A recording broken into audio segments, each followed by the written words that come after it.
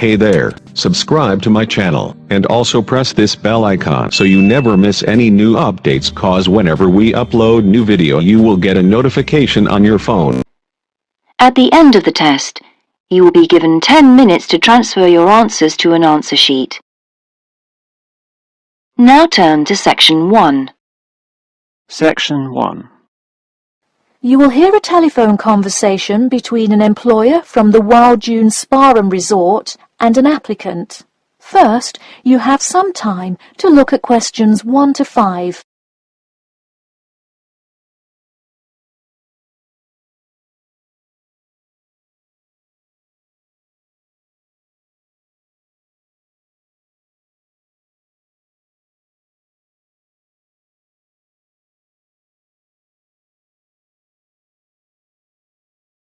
You will see that there is an example which has been done for you. On this occasion only, the conversation relating to this will be played first. Hello, is this John Murphy? Hi, yes it is. Hi John, this is Ed Heisenberg from the Wild Dune Spa and Resort, calling about your application for our lifeguard position. Do you have a few minutes to talk? Yes, absolutely. The employer says that he is calling about the application for their lifeguard position.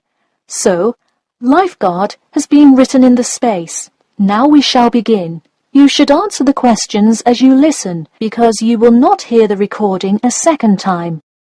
Listen carefully and answer questions 1 to 5. Hello, is this John Murphy? Hi, yes it is. Hi John, this is Ed Heisenberg from the Wild Dune Spa and Resort, calling about your application for our lifeguard position. Do you have a few minutes to talk? Yes, absolutely. Great, could you give me your address? Sure. My address is 45 Elsinore Court. I'm sorry, was that Eleanor? Could you spell that for me? Sure, it's Elsinore. E-L-S-I-N-O-R-E. Okay, thanks. And is this the number we should reach you at in the future? 099885767? No, that's my home phone. But let me give you my mobile number instead. 077 896 245. Call me on that one. Okay, I'll make a note of that. Could you tell me your availability? Sure, I'm usually available during afternoons or weekends. I'd prefer not to be scheduled on weeknights because I work part-time as a waiter. That shouldn't be a problem, since we don't stay open very late anyway. And do you have any other employment experience? Yes, I've worked at a few other places. I was the baseball coach at Richmond High School last season. I see. And do you have any other experience that you would like us to note on your application? Yes. Last year I worked at the beach as a rescue diver. Rescue diver? That sounds intense. Well, it's really just like being a lifeguard, except in the ocean instead of pool. So, kind of like being a lifeguard at the world's largest pool. I see. Before you hear the rest of the conversation, you have some time to look at questions 6 to 10.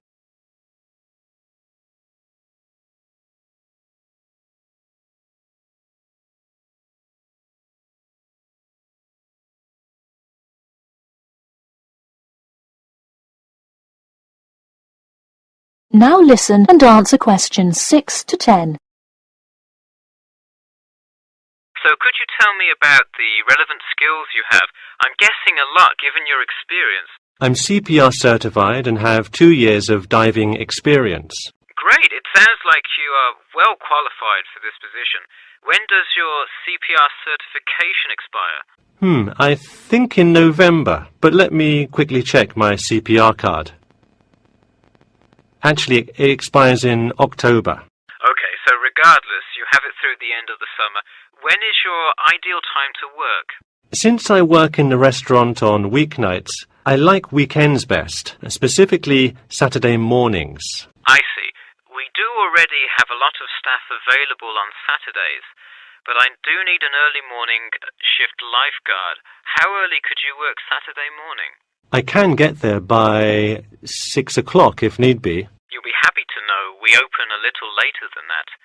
but I'll put you down for Saturday mornings here. Oh, awesome. I can't wait to get started. How about you come in next Saturday, the 12th? That sounds good. Great. We can figure out other shifts for you to work when you come in then. One last thing, just out of curiosity, where did you hear about us? I heard your ad on the radio while I was driving this morning. You know, I think you're the first person who has responded to our radio ads. It's almost always people who have seen us in the newspaper. Yeah, I don't have time to read through the newspaper every morning. I have plenty of time in the car to listen to radio ads. That makes sense. Well, thanks for your time, and we'll look forward to seeing you on the 12th. That is the end of section 1. You now have half a minute to check your answers.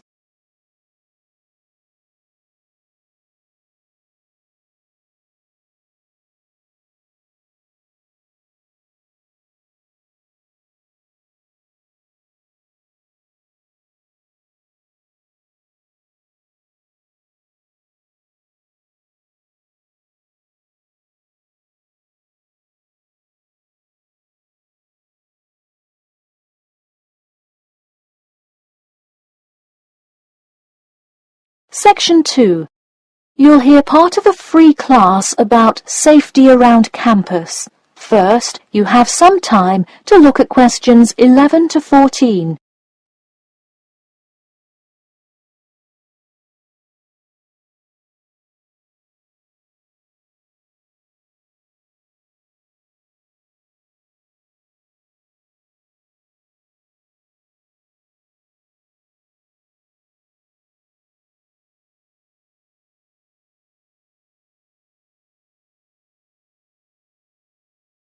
Now, listen carefully and answer questions 11 to 14. Good evening. I'm Geoffrey Miller from the University of Nottingham Student Union, and in this week's free class, Carlos Garcia is going to tell us about safety around campus. Over to you, Carlos. Thank you, Geoffrey, and thank you all for your attendance today. Also, I'd like to thank the Student Union here at the university for organising this lecture. Well, I've been serving and protecting the City of Nottingham for over 20 years now as a member of the police department. Does anyone know what type of crime is the most prevalent on campus? I heard someone say drugs and alcohol. That actually isn't too much of an issue. Violence? Nope. Actually, the biggest thing we worry about here is theft. The nature of crime on Nottingham's campus is quite different from that of the surrounding areas. Crime rates across the East Midlands are very difficult to control. We'd like to see the rate stay the same for this calendar year, but it has been increasing steadily over the past 3 years. On campus, however, I'm happy to say that the overall crime rate has fallen this year. You wouldn't think so if you've seen the extremely exaggerated stories in the media. The media has done nothing but cause more concern about crime in our area. Even the crime shows you see today are a little bit far-fetched, but at least viewers know they're not real events. We'd really like to see more factual news articles out there so the public can have a rational sense of the safety level of our society.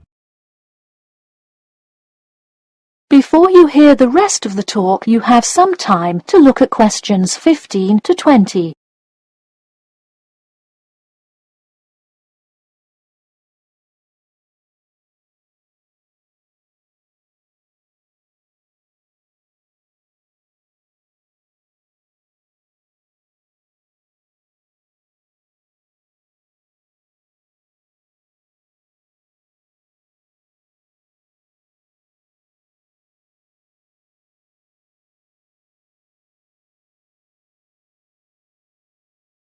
Now listen and answer questions 15 to 20. Okay, let's move on to what to do when you see a crime. Do not get involved if at all possible, and do not draw too much attention to yourself by running away in a conspicuous manner. Though most likely, and hopefully, you will not have to experience this situation, if you are being mugged, please do not try to resist. Instead, be compliant and seek help after the incident. Like I said, though, it is highly unlikely that you will find yourself amidst a crime, but it is important to be prepared should it ever happen. We find that educating students and staff on the correct precautions to take is the best way to increase your safety. Just remember to be smart when you're out late at night and avoid any area or person that looks suspicious. I know it sounds obvious, but I cannot stress this enough. It's also not a bad idea to have your mobile phone with you at all times, but be careful. If you're chatting on your smartphone on your way home, you're a prime target for thieves. I'd like to see a show of hands. How many people have left work or the library after 10 p.m. to go home before? A lot of you, right? If you do have to go home late at night, please don't walk home alone. More often than not, there's someone there that will be walking the same direction as you at some point. Walk home with a friend or co-worker. Even if you must use your phone to call someone that's nearby to walk with you, it's always safer to walk home with someone. So when you're walking home, you may feel more comfortable with some sort of self-defense, such as pepper spray. Now, it's your call whether you want to carry something like this or not. However, I absolutely advise against carrying a knife or any other offensive weapon. All too often, they can be used against you if you're disarmed, putting yourself in more danger. For all those interested, the Recreation Centre offers a free self-defense class to all students every Thursday evening. While obviously an introductory self-defense class may not equip you to fight off villains like a regular superhero, it does come in handy sometimes. After taking a self-defense class, you'll surely be more aware of possible dangers and how to deal with them. So hopefully now you have a more complete understanding of the nature of crimes committed on your campus and how to avoid being a victim. I know most students at the University of Nottingham are not the criminal types, but remember that there is no barrier like a wall or something keeping non-students out. There's no army force securing the borders, and I doubt anyone wants it that way. The campus is generally a safe place, but it's not immune to small crimes once in a while. All right, that's all I have to say for today. Stay safe. That is the end of section 2. You now have half a minute to check your answers.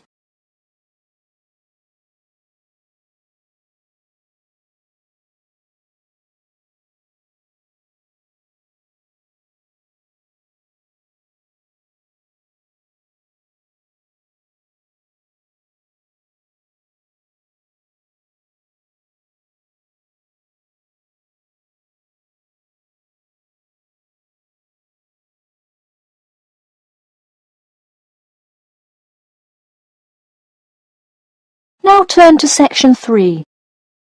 Section 3. You will hear a student called Bobby talking to his tutor about the research project. First, you have some time to look at questions 21 to 23.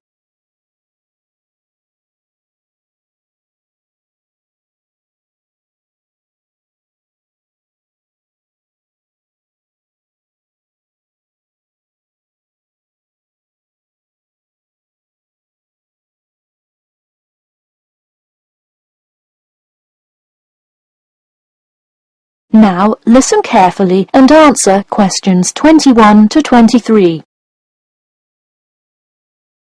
Hi Bobby, go ahead and sit down. Tell me about your research project. Well, I decided to research football and keys for success on a football team. That sounds great. What are the guidelines for the test? Did the teacher talk to you about it in class? No, everything is on a handout that was passed out. It says that the first draft is due at the end of next week, and the second and third are due later on in the month. I don't understand why we have to keep revising and fixing it. Is this assignment really that important? Well, this project is a major requirement for passing 11th grade English and will go on your permanent record. Oh, really?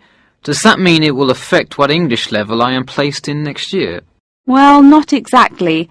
You need a good grade to move on, but it is your overall grade and teacher recommendation that determines what level of English you are placed in next year. Anyway, tell me about your topic choice. Do you play football?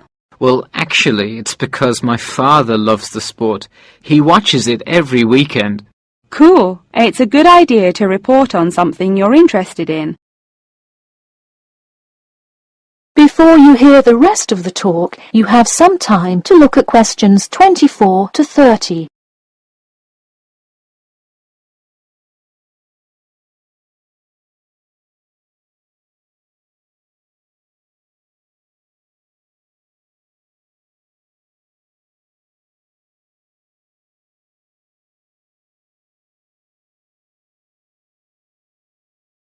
Now, listen carefully and answer questions 24 to 30. I see you worked hard calling players and the head coach to talk, so let's see what information you got. Well, you have to listen carefully to the first call on the recording. It's really hard to hear because the background noise is louder than the person's voice. Yes, it is a bit tough to discern. I'm afraid the player's answer is too short as well. You will have to interview him again and try to get him to give a better answer. Okay, I thought that might happen. I will call him again tomorrow. Moving on, let's look back at this question. You asked, tell me about a time when you learned a major life lesson through playing football and explain how that has shaped the person and player you have become now, and how you hope to pass on that lesson. It is a great idea for a question, but in an oral interview it is far too complex. I would advise you to break it up into multiple parts to get a better response. I guess you're right. I wouldn't want to have to provide an answer to a question like that. I will simplify it. I found that when I asked players this question, it took too much time because they were struggling to answer the question completely. In fact, this is the question Joe Billings was answering when the tape ran out. He did tend to ramble on all the questions, didn't he? He sure did. I would recommend that when you go back and interview players again, that you use a more sophisticated recording device. This recording is spotty, which indicates that the equipment wasn't working consistently. Okay, I guess it probably wasn't the best idea to use the sound recorder on my phone.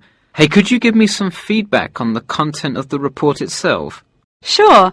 Let's start by focusing on your topic. While I like that you chose to cover football, it seems inexplicit. The keys for success of a player and team is quite an interesting topic, but what is your thesis? That is to say, what conclusions can you draw from your research? I would suggest coming up with a strong thesis statement and then shaping your report based on that. Is it really too vague? I put a whole lot of facts into it. I list the top 10 goal scorers in football history and later on provide statistics for a few of the most famous coaches and their records as coaches. I think that's great that you included these facts, but I think you focus too much on the facts and not enough on connecting these facts to make your point. Ah, I see. Okay. So it looks like I have quite a bit of work to do before the deadline. That is the end of section 3. You now have half a minute to check your answers.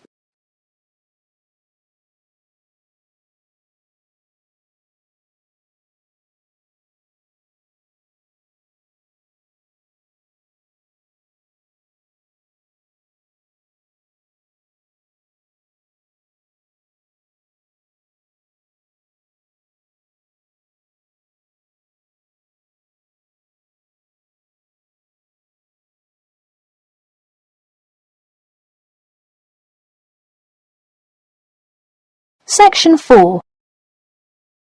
You will hear part of a lecture about how to give a quality speech. First, you have some time to look at questions 31 to 40.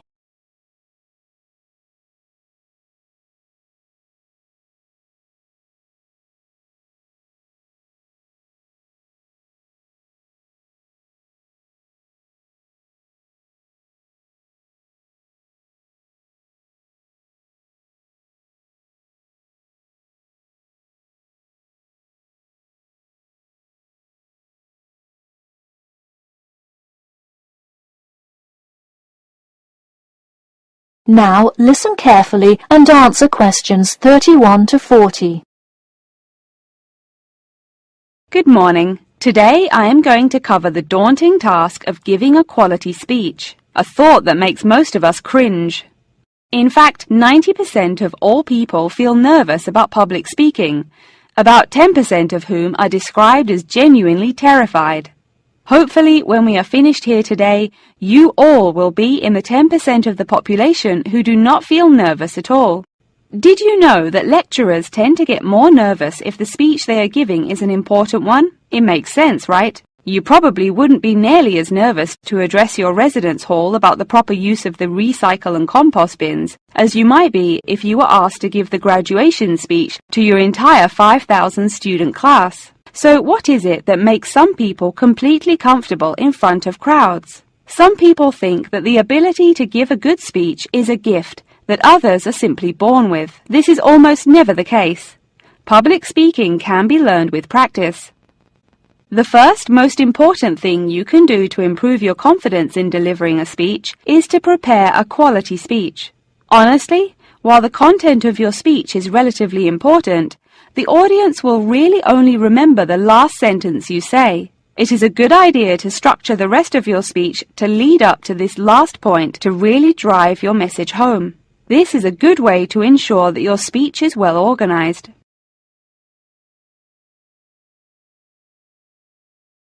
Once you are confident in the quality of the speech you have written, the rest is just about your stage presence. Let's go through some do's and don'ts of public speaking. First, you want to command the attention of the room. Do not, I repeat, do not proceed with your speech until the audience is paying attention. Even Martin Luther King Jr.'s I Have a Dream speech wouldn't have made any difference in the world without the undivided attention of his audience. To continue with the I Have a Dream example, one of the reasons that MLK was such an effective orator was his ability to speak with passion and engage with his audience. That sort of charisma does not come from reading straight from paper. Don't get me wrong, it is a good idea to write your main ideas down on a note card, sheet of paper or something, but one factor that will consistently lead to a boring, forgettable speech is writing down your entire speech. Do not write your full speech down. If you are constantly reading your paper, you are not making eye contact with your audience, and thus failing to really express the feeling that goes with your ideas. I advise you write 1 or 2 ideas, so if you suddenly draw a blank, you have something to jog your memory. If you've written a good speech that you believe in, those ideas should be sufficient to keep you on track. Once you have those ideas written down, give your speech a few practice runs in front of the mirror, into your sound recorder on your phone, or with a friend before it comes time to address a crowd. That way, you can hear how the ideas come across, make sure there are no abrupt transitions, and find out whether you are talking too fast or too slow. Timing is important. Make sure you time yourself beforehand to see how long your speech is. That is pretty much it. With practice, you'll be able to deliver an expert speech that engages and even maybe inspires your audience. Just remember, speak with emotion. No one wants to listen to someone reading from a script. As I come to a close in my speech, I'll point out that I have employed all of these tips that I have covered. I practiced my speech ahead of time and timed it, and I can even show you my one small index card with just 3 simple bullets on it. It's as easy as that. That is the end of section 4. You now have half a minute to check your answers.